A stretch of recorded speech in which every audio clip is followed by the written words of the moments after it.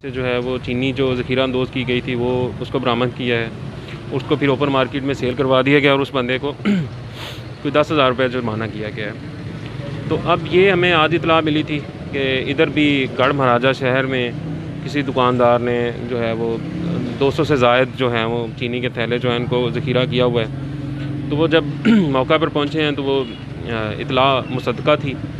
तो अब उस चीनी को कब्ज़े में ले लिया गया है। तो इनके ख़िलाफ़ भी जो है वो जो भी कानूनी कार्रवाई है वो की जाएगी। और मेरी ये रिक्वेस्ट है और अहमदपुर सियाल के लोगों से रिक्वेस्ट भी है कि रमज़ान के महीने में चूँकि गवर्नमेंट की हिदायत सख्त हैं और पॉलिसी ये है कि 85 रुपये से ज़्यादा जो है वो चीनी फ़रोख्त नहीं की जाएगी मार्केट में, और जो कोई भी जो नॉन रजिस्टर्ड बंदा है वो चीनी को स्टोर नहीं कर सकता। तो इन चीज़ों का ख्याल रखें, हुकूमत की मदद करें कि ताकि आवाम को हम रिलीफ पहुंचा सकें।